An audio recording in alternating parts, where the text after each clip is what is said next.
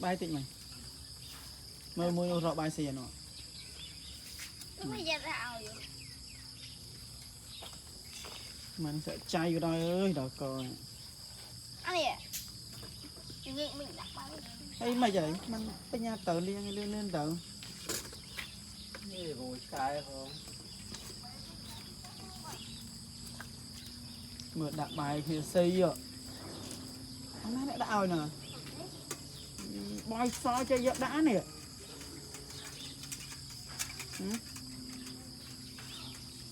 chứ phải chạm đây mà đặt tự đặt ấy